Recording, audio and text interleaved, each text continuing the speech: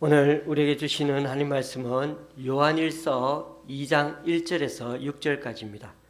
요한일서 2장 1절에서 6절까지입니다. 제가 가지고 있는 신약 성경은 388쪽입니다. 요한일서 2장 1절에서 6절입니다. 신약 성경 388쪽 요한일서 2장 1절에서 6절까지 교독하시겠습니다. 나의 자녀들아, 내가 이것을 너희에게 쓰면 너희로 죄를 범하지 않게 하려 함이라.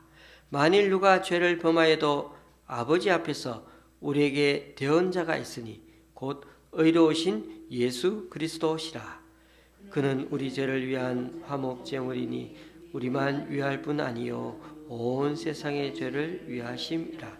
우리가 그의 계명을 지키면 이로써 우리가 그를 아는 줄로 알 것이요 그를 아노라 하고 그의 계명을 지키지 아니하는 자는 거짓말하는 자요 진리가 그 속에 있지 아니하되 누구든지 그의 말씀을 지키는 자는 하나님의 사랑이 참으로 그 속에서 온전하게 되었나니 이로써 우리가 그의 안에 있는 줄을 아노라.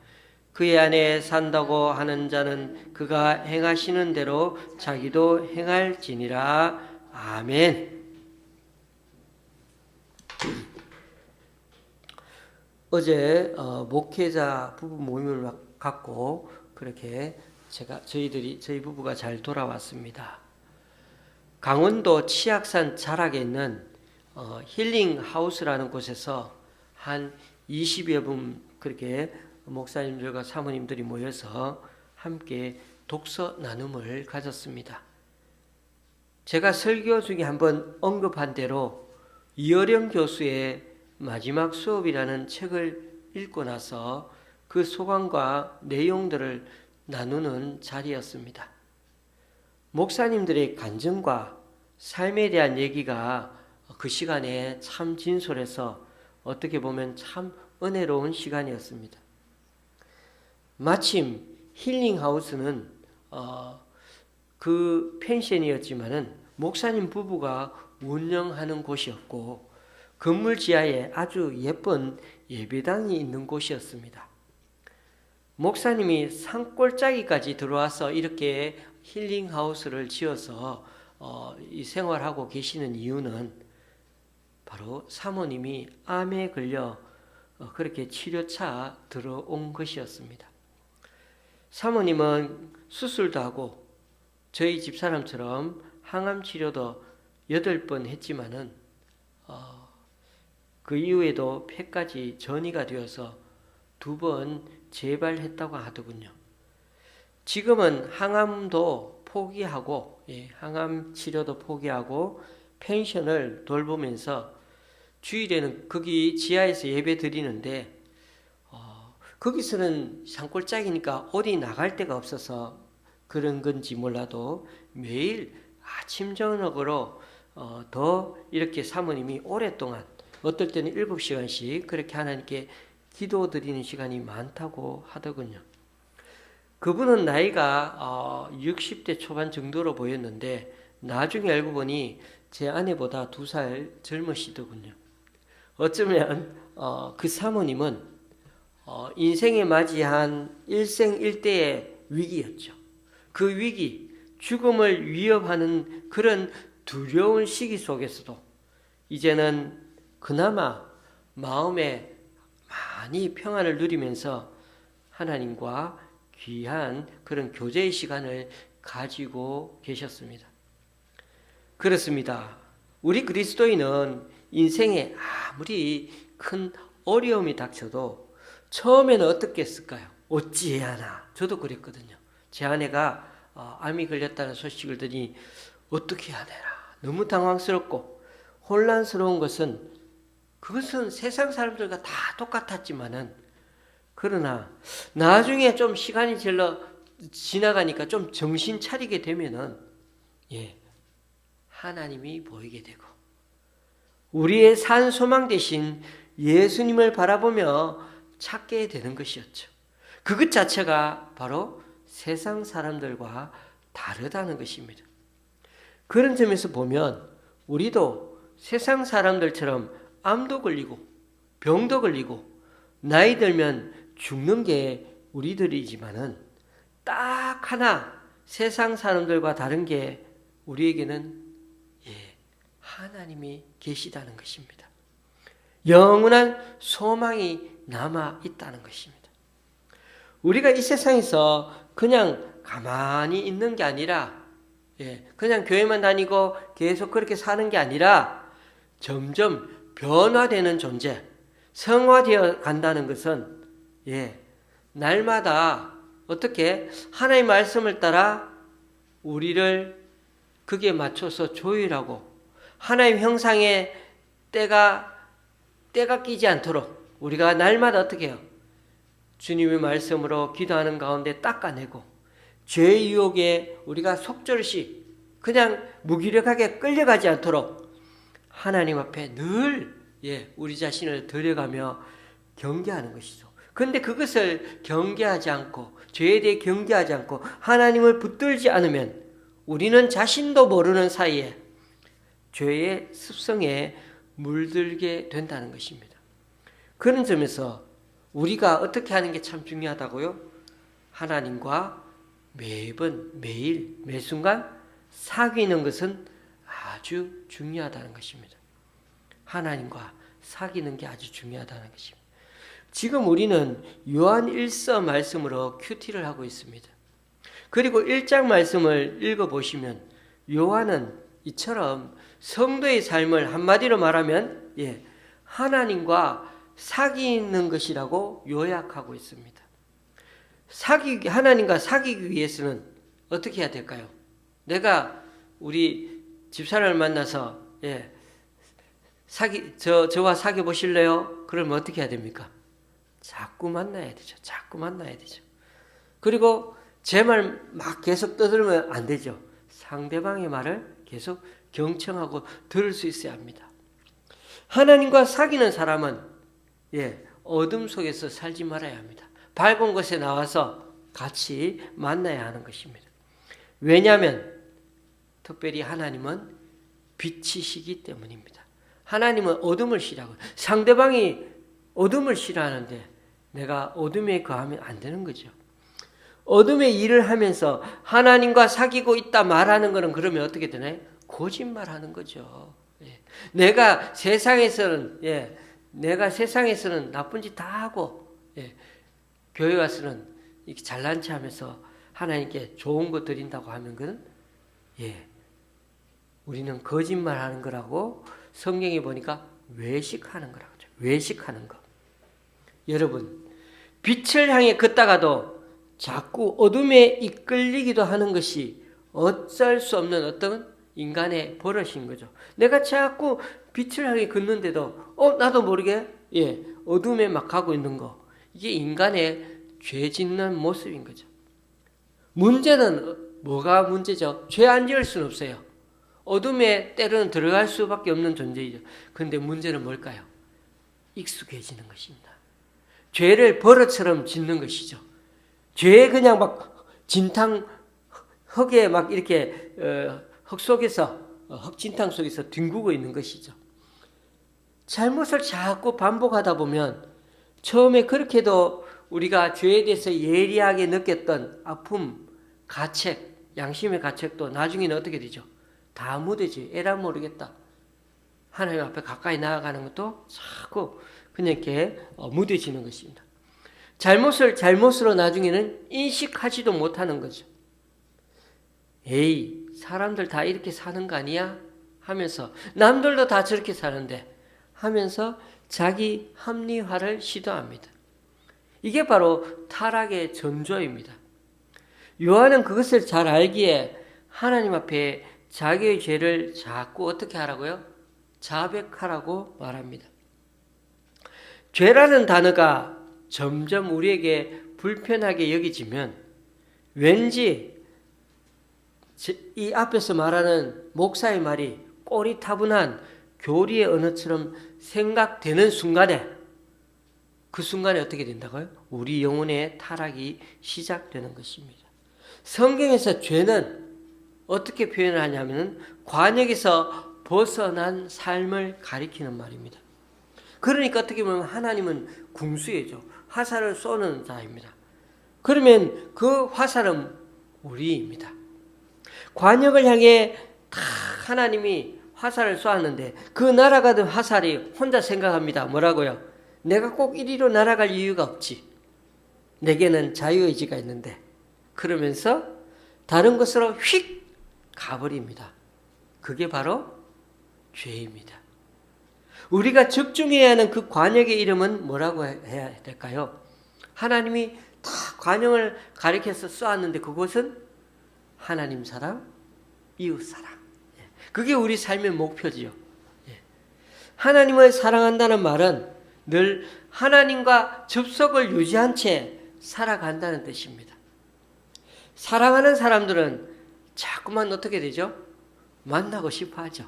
자꾸 보고 싶어 합니다. 왜요? 사랑은 마치 끌어당기는 힘과 같은 거죠. 그런데 죄는 어떨까요? 밀어내는 힘인 것입니다. 선악과를 따먹은 아담과 하와는 어떻게 됐을까요? 하나님의 낯을 피해서 나무 뒤로 숨었습니다. 하나님을 밀어내고 자꾸만 숨었죠. 그 말은 자꾸만 관역에서 벗어나고 있다는 것입니다. 이웃을 사랑한다는 말 또한 마찬가지입니다. 사람은 어쩌면 누군가의 이웃이 되어줄 때 비로소 참 사람이 되어가는 과정인 것입니다.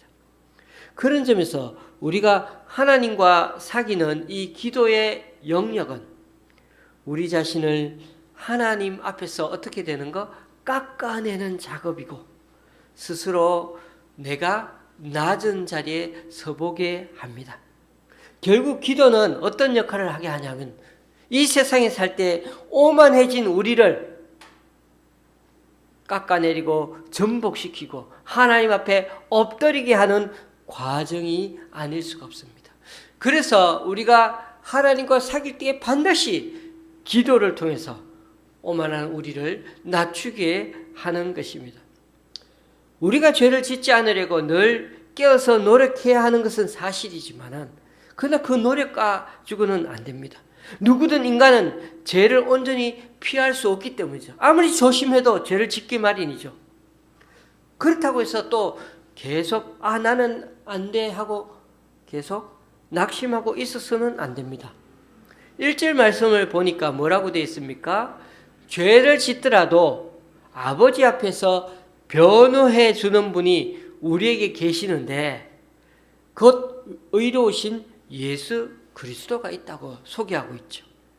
여기서 변호해 주는 분이라는 단어를 오늘 우리 그냥 개역 개정에는 뭐라고 되어 있죠?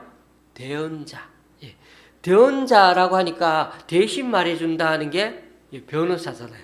우리가 재판 과정에 있으면 내가 말해야 되는데 대신 변호해 주는 사람이 변호사잖아요.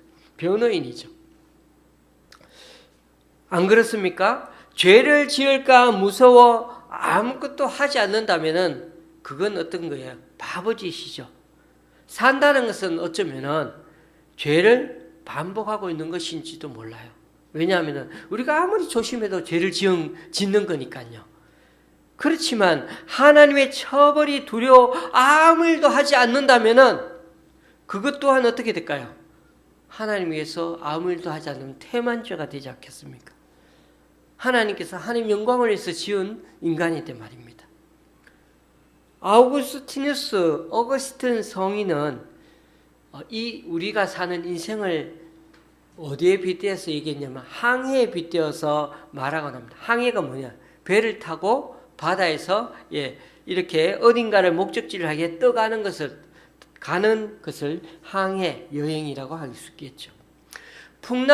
그 항해 여행을 때 풍랑을 만날까 무서워서 아예 배를 띄우고 출항도 하지 않는다면은 아무 문제도 생기지 않고 안전하긴 하겠지만은 결국 아무 데도 갈 수도 없고요. 다른 도착지에 다다를 수도 없고 목적지에 갈 수도 없는 거죠. 그렇지만은 하나님은 우리에게 계속해서 주님의 이름으로 살아가기를 원하시는 것입니다. 그렇게 하나님이 우리에게 살라고 인생을 주셨잖아요. 그런데도 인생은 살다 보면 실수의 연속이라는 거죠. 실수를 너무 겁내지 말아야 한다고 하는 이유가 여기 있는 것입니다. 가장 중요한 관건은 우리의 지향점, 목표를 잃지 않는 것입니다. 때로 우리는 옆으로 3000% 빠질 때도 많아요. 목표를 위해서 가다가도 3000% 빠질 때가 많다니까요. 그러나 여러분, 나침반을 본 적이 있으십니까? 네. 한쪽에는 빨간 침이 칠해있고 한쪽에는 파란 침이 그렇게 색칠해져 있죠. 예. 그런데 이 나침반은 빨간 침이 항상 어디를? 북쪽을 가리킵니다. 그런 점에서 우리를 인생의 나침판에서 중심이 하나님을 향하면 됩니다. 가끔 길을 잃는다 해도 그건 우리 인생에서 그럴 수 있습니다. 그때마다 우리가 안심할 수 있는 이유는 그리스도께서 아버지 앞에서 우리를 변호해 주시기 때문이죠. 변호사가 있었어요. 우리를 전심으로 변호해 주시는 분이 계시기 때문이죠. 그런데 여러분, 요즘 변호사들 한번 보십시오. 다들 변호사 되려고 그러죠. 왜요? 돈을 잘 벌으니까.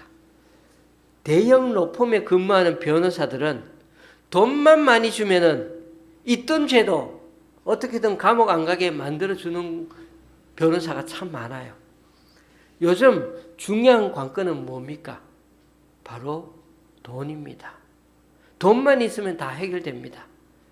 반대로 돈이 안 되면 그 변호사에 나서지 않겠죠.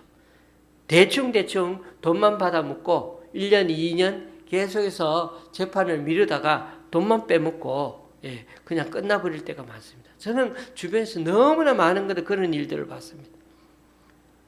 그러나 여러분, 우리의 변호사 되시는 예수님은요, 어떤 분이라고요? 돈만 크게 주시면 잘 변해 준다고요? 천만에요. 오히려 우리 위해 목숨을 내놓기까지 변호해 주시는 분이 아닌가요? 요한은 주님이 우리 죄뿐만 아니라 온 세상을 위한 화목제물이라고 그렇게 소개하고 있습니다. 주님은 온 세상의 아픔과 슬픔, 그리고 죄를 당신과 무관한 것으로 여기지 않으셨습니다. 그걸 당신의 아픔으로, 당신의 죄처럼, 당신의 슬픔으로 그렇게 껴안고 우리를 변호해 주시죠. 우리의 변호사로 그 주님은 나서 주셔서 대변해 주고 대언해 주고 그렇게 해 주실 뿐만 아니라 어떻게 한다고요? 심지어 우리 대신에 그 죄에 대한 심판까지도 대신 받으신 분이셨습니다. 그런 점에서 우리의 대언자 되시는 예수님은 무슨 대가를 받고 하시는 분이 아니라 오히려 우리를 자신의 분신처럼 여기면서 우리를 챙기시는 분이라는 것입니다. 우리는 늘 죄를 짓는데 머물면서 자꾸 하나님에게는 어떻게 한다고요? 아까도 말씀드렸지만 자꾸 멀어지려고 하지만은, 죄만 짓고 멀어지려고 하지만은 주님은 우리를 위해 어떻게 한다고요? 당신의 온몸과 마음으로 받아들여서 우리 죄를 어떻게든 씻어내게 하시고 태워버리게 하시고 없애버리려고 애쓰시는 분이 우리 주님이시라는 겁니다. 그래서 이 세상에서 주님과 무관한 아픔은 없습니다. 주님과 무관한 인간의 죄는 없다는 것입니다. 온 세상을 위한 화목제물이 되어주셨거든요. 우리가 죄를 지을 때마다 우리 주님 어떻게 하신다고요? 마음 아파하신다고요. 그러하기에 우리는 예수님을 어떻게 고백하죠? 하나님의 아들이라고 고백합니다. 우리와 예수님은 전혀 관계가 없는 존재가 아니고요, 이제 관계를 맺은 상태를, 우리가 예수님의 이름을 기도하고 예수님의 이름으로 하나님 앞에 나아가기만 하면 예수님의 능력이 나타난다는 것입니다. 요한일서에서 사도 요한은 하나님을 안다는 것은 곧 하나님의 계명을 지키는 것이라고 말합니다. 여러분, 안다는 게 뭡니까? 나 내가 이 지식으로 다 안다. 그런 건가요? 진정한 안다는 것은 이 머리에서 일어나는 그런 아는 작용이 아닙니다. 여기서 성경에서 말하는 안다는 것은 그것은 우리 존재 전체가 그렇게 하나님을 알아가는 그런 자각, 그런 능력을 얘기하는 것입니다. 감각을 얘기하는 것입니다. 그래서 시편 기자는 139편에서 이렇게 말합니다. 나의 모든 길과 내가 눕는 것을 살펴보셨으므로 나의 모든 행위를 익히 아시오니 여호와여 내 혀의 말을 알지 못하시는 것이 하나도 없으시니이다. 하나님은 나의 모든 행실을 지금도 여전히 살펴보시고 다 아신다고 하십니다. 여기서 우리 주님은 우리를 그냥 24시간 어디에 앉아가지고 CCTV 켜놓고 감시하듯이 그렇게 밤낮 우리를 살펴보신다는 말일까요? 아닙니다. 우리의 일거수일투족을 아시되 사랑의 눈으로, 애타는 눈으로 보살피고 계시다는 것입니다. 그래서 어떤 표현이 있죠? 눈동자처럼 우리를 보호해 주신다고. 그러니 성경에서 안다는 단어는 대개 안다, 다른 말로 하면 사랑한다 단어를 한번 바꿔보십시오. 그러므로 우리가 성경에서 하나님을 안다는 것은 하나님을 사랑한다는 것입니다. 내가 하나님을 아는 것보다 어떻게 해요? 하나님이 나를 아는 것 먼저죠. 하나님이 나를 사랑하는 것 먼저라는 것이죠. 하나님은 우리의 마음을 다 아십니다. 아시기에 비틀거리는 우리를 격려하고 힘을 북돋고 때때로 꾸짖기도 하십니다. 그냥 아는 게 아니었죠. 사랑하시기 때문에 그렇게 하시는 거죠. 왜 지켜만 보고 계시지 않고 도와주십니까? 자기 자식처럼 애틋하게 사랑하기 때문이죠. 우리 부모가 자식을 바라보는데 그냥 24시간 감시하듯이 절대 그런 게 아니죠. 죄수 감시하듯이 하는 게 아니죠. 자기 자식처럼 우리를 사랑하신다는 것입니다. 우리는 어떻습니까? 우리의 영성이 계속 더 깊어진다는 것은 하나의 마음을 깊이 알아차리는 것과 결코 분리될 수가 없습니다. 다시 한번 말씀드립니다. 우리 영성이 더 하나님 앞에 깊어진다는 것은 하나님의 그 마음을 더 깊이 알아가는 것과 다른 게 아니라는 거예요. 하나님의 마음을 더 깊이 알아가는 게 우리의 영성이 더 깊어져 가는 것과 똑같다는 거예요. 하나님이 아파하실 때 우리도 아파하고요. 하나님이 기뻐하시는 것을 진심으로 기뻐할 때 우리는 비로소 뭐라고 해야 할 수 있다고요? 우리도 하나님을 압니다 라고 말할 수 있다는 것입니다. 여러분, 하나님을 아는 사람들은요, 하나님이 기뻐하시는 일을 어떻게 하고 있을까요? 하고 있는 것이, 하고 싶어 하는 거예요. 제 아들을 요즘 볼 때마다 엄마가 아프니까 늘 와서 들여다봐요. 제 딸도 엄마가 아프니까 늘 와가지고 온도 측정하고 항상 늘 봐요. 기침만 하면은 아들, 딸이 항상 와가지고 엄마, 아빠를 체크하고, 아빠가 아니고 엄마를 체크하려고 저희 방을 늘 자주 들여다봅니다. 그걸 보면은, 이 자녀들이,조차도 조금씩, 세상 말이라 그래야 되나? 우리 어르신들 말이 뭐라 그러죠? 시근이 들었다. 아이들이. 시근이 들었다. 시근이 들을 때 뭐죠? 엄마, 아빠에 대해서 조금씩 알아가고 있다는 거죠. 더 엄마, 아빠가 느끼는 그 마음을 조금씩 알아가고 있다는 거죠. 그럴 때 부모의 마음이 어떨까요? 참 제가 어떨 때는 좀 이렇게 혼을 내주는 마음이 생기다가도 이 아이들이 얼마나 우리를 사랑하는지를 막 느껴져요. 그냥 그걸 생각할 때 정말 우리 엄마 아빠와 자식과의 관계 안다는 게 한쪽만 아는 게 아니고 우리가 사랑하는 만큼 쟤네들도 알고 있구나. 그걸 생각하니까 얼마나 마음이 기쁘고 감사한지 몰라요. 요한은 그것을 뭐라고요? 계명을 지키는 것이라고 요약하고 있습니다. 하나님을 사랑하는 것, 계명을 지키는 거라고요. 요한 공동체에게 하나님의 계명은 어떤 것이었으면 명확합니다. 하나님을 사랑하는 것과 이웃을 사랑하는 거라고요. 사도 요한은 이것을 계속해서 강조합니다. 하나님의 계명을 지키라. 그럴 때 계명은 하나님 사랑, 이웃 사랑이라고요. 제사장과 레위인은 예루살렘에서 여리고로 내려가다가 강도 만난 사람을 만났을 때 뭐라고 얘기했습니까? 그 사람이라고 멀찍이 취급하면서 떨어져서 지나가 버렸습니다. 그러니까 길거리에 누워있는 그 사람과 거리감을 유지하면서 그 인생과 꼬이고 연루되고 싶지 않아서 그냥 비켜간 것입니다. 하지만 사마리아 사람은 그렇지 않았습니다. 그는 강도 만난 이에게 다가갔죠. 그리고 그의 몸에 손을 대었죠. 그리고 그를 돕기에 자기의 돈을 내놓고 또 노력해서 그 사람을 데리고 가가지고 치료하기까지 했습니다. 강도 만난 사람에게는 그 순간 선한 사마리아인은 가족이 된 것입니다. 가족처럼 돌봐준 것이죠.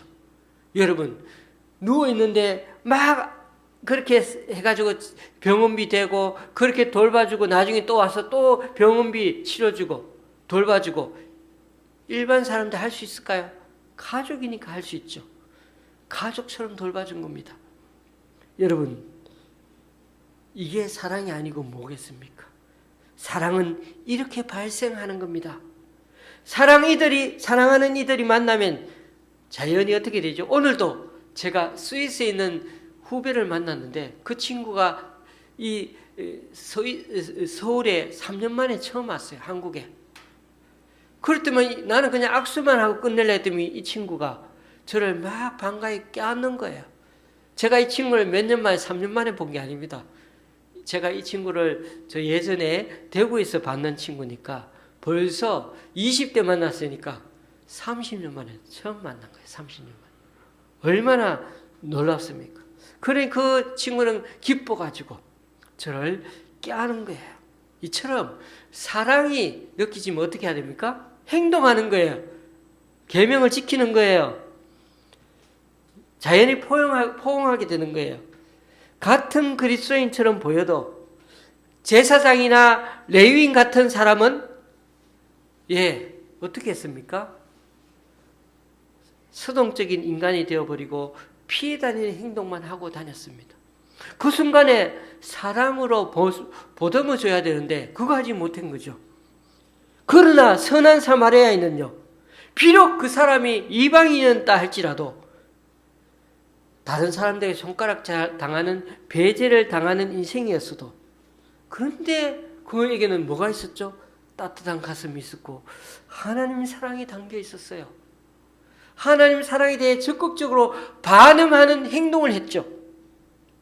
그러니 이 두 부류의 사람 행동을 보더라도 누가 하나님을 사랑하는 사람이었겠습니까? 행동을 한 사람이었죠. 계명을 지킨 사람이었죠. 이웃 사랑한 사람이었죠. 그러니 이 행동을 보더라도 하나님과 진정 사귐을 갖고 하나님을 알며 하나님의 사랑을 간직한 자의 모습은 이처럼 적극적인 사랑의 모습으로 나타나기 마련인 것입니다. 교우님들, 하나님을 안다는 것은 하나님 안에서 살아가는 것입니다. 요한은 하나님 안에 있다는 것이 무엇인지 추상적으로 말하지 않고 아주 구체적으로 말합니다. 그리스도께서 사신 것 같이 사는 것이 그것입니다. 오늘 6절 말씀에도 뭐라고 그랬습니까? 그의 안에 산다고 하는 자는 그가 행하시는 대로 자기도 행할지니라. 네, 그리스도께서 사신 것 같이 그렇게 같이 사는 것이 바로 사랑한다는 표현입니다. 그러니 문제는 어디에 있습니까? 삶입니다. 그 제사장과 그 레위인같이 신앙생활 잘하는 것처럼 보여도 중요한 건 삶이 뒤따르지 않습니다. 교회 예배 잘 드리는 것도 중요합니다. 그러나 그보다 더 중요한 것은 우리 삶이 달라지는 것입니다. 예수님이 걸으셨던 길은 좁은 길입니다. 십자가의 길은 세상적 지혜를 구하는 이들이 보기에는 아주 어리석은 길입니다. 사람들은 예수님을 주님이라 고백하면서도 그분이 걸으셨던 길은 걸으려고 하지 않습니다. 다만 그를 숭배할 뿐입니다. 숭배하는 건 좋아요. 경배하는 건 좋아요. 여러분 이거 아십니까? 숭배하고 존경하는 것이 따르는 것보다 쉽다는 사실 말입니다. 예배에 빠지지 않고 아침마다 큐티를 하고 말끝마다 주님의 영광을 말하면서도 그러나 사는 것은 여전히 변화되지 않고 사람들과 여전히 갈등하고 가족과도 제대로 화해하지 못하고 자신만 옳다고 계속 생각한다면 우리는 세상 사람들과 별반 다를 바 없는 존재들이라는 것입니다. 이번에 원주 힐링하우스에 갔을 때 주인 되시는 목사님 부부가 해준 말이 있습니다. 제게 그게 참 안타까움을 더해 주었습니다. 사람들이 2박 3일, 3박 4일 그 펜션을 쓰고 돈을 내고 쓰고 가겠죠.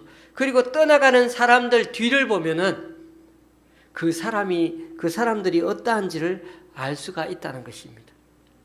예. 여러분, 이런 문구 아시죠? 아름다운 사람은 떠나간 자리도 아름답다.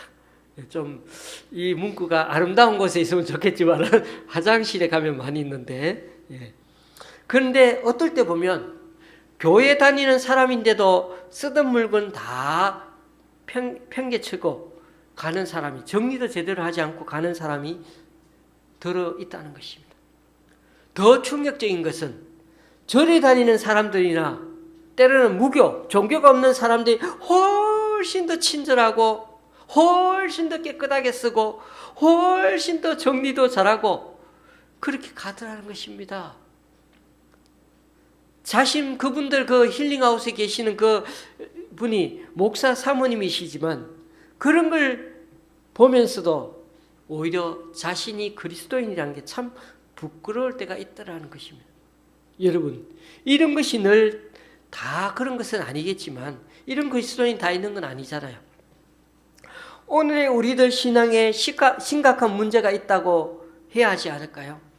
우리의 믿음이 우리를 더 관대하고 따뜻한 사람으로 만들어주지 못한다면, 남을 더욱 배려하는 사람이 되도록 하지 못한다면 그 믿음은 작동하지 않는 믿음이라 해야 할 것입니다.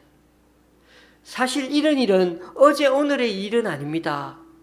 이스라엘의 예언자들은 외적인 종교 행위에는 그렇게 열심을 내면서도 정작 하나님이 관심을 갖고 보시는 그 부분에 대해서는 외면하는 사람들의 모습을, 위선을 하나님은 얼마나 신랄하게 꾸짖었습니까? 예수님조차도 율법학자들과 바리새인들의 그 신앙적인 위선, 외식을 아주 통렬하게 꾸짖으셨죠.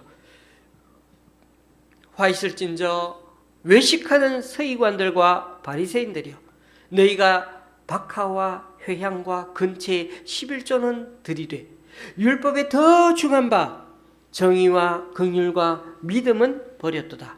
그러나 이것도 행하고 저것도 버리지 말아야 할지니라. 당연히 11절도 행하고 또 예배도 잘 드리고, 그러나 저것도 외식하는 것 모습은 또 버려야 한다는 거죠. 교우님들, 신앙의 본질과 형식을 착각하면 안 됩니다. 성경을 읽고 11조 하는 것 자체가 신앙의 본질이 아닙니다. 더 중요한 게 뭐라고요? 하나님을 사랑하는 마음, 하나님의 성품을 품고 살아야 한다는 것입니다. 이것도 하고 저것도 하라는 겁니다.